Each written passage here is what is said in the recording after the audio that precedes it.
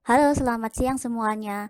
Di siang kali ini kita akan membahas mengenai manajemen waktu. Mulai dari apa sih sebenarnya manajemen waktu, hal-hal apa yang saja yang harus diperhatikan saat kita mengatur waktu kita, dan juga bagaimana sih cara yang tepat untuk mengatur waktu kita selama 24 jam. Apa sih yang dimaksudkan dengan manajemen waktu itu? Manajemen waktu merupakan sebuah keterampilan. Di sebuah artikel, manajemen waktu diartikan sebagai proses harian yang digunakan untuk membagi waktu, membuat jadwal, daftar-daftar yang harus dilakukan, dan sistem lain yang membantu untuk menggunakan waktu secara efektif. Faktor yang menentukan tercapainya proses manajemen waktu antara lain, yang pertama adalah faktor dalam diri. Faktor dalam diri termasuk pada motivasi kita untuk mengatur waktu itu seperti apa.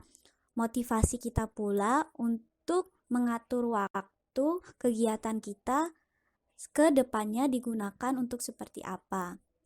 Yang kedua, faktor pandangan hidup. Faktor pandangan hidup ini dijelaskan adalah bagaimana kita akan memanfaatkan waktu 24 jam kita dan apakah waktu kita terbuang sia-sia. Mungkin kita sering membandingkan dengan teman lain, mengapa teman lain itu bisa menyelesaikan semuanya selama 24 jam, mengapa kita tidak bisa menyelesaikannya. Nah, di sini sangat penting bahwa kita juga memiliki motivasi untuk bergerak ke depan menyelesaikan hal-hal yang harus kita selesaikan selama 24 jam ke depan. Lalu, yang ketiga adalah faktor lingkungan sekolah.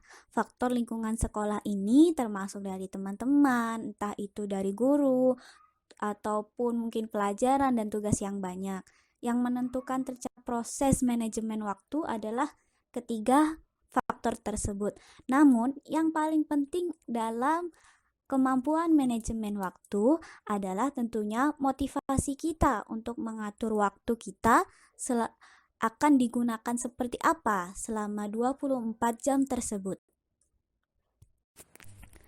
Selanjutnya, terdapat 5 bidang utama yang tidak boleh ditinggalkan dalam manajemen waktu.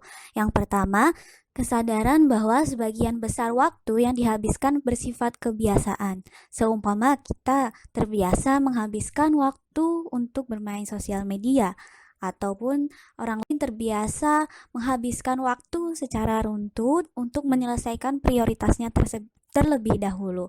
Oleh karena itu, sebelum kita menyusun kegiatan kita, memanage kegiatan kita dengan waktu-waktu tertentu, kita harus sadar bahwa bahwa waktu ini terus berkurang dan kita perlu menyusun kegiatan kita. Yang kedua adalah penentuan sasaran pribadi sangat penting bagi manajemen yang baik.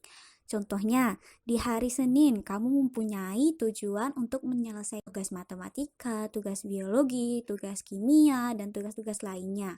Maka, tujuan di sini sangat penting, yaitu seumpama tujuan pertama adalah menyelesaikan tugas matematika terlebih dahulu, dikarenakan harus dikumpulkan keesokan harinya.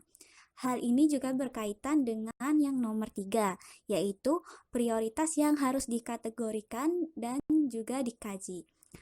Di pertemuan minggu lalu, kita sudah membahas bagaimana mengenai kuadran prioritas. Nah, dengan kuadran prioritas ini, kita juga dapat melanjutkannya untuk menentukan prioritas kegiatan mana dulu yang setidaknya kita bisa selesaikan atau bisa selesaikan sekarang atau kita bisa selesaikan nanti. Yang keempat, komunikasi yang baik dan benar sangat esensial. Nah, maksudnya yang keempat di sini adalah bagaimana cara kita untuk akhirnya menjalankan hal yang sudah kita rencanakan.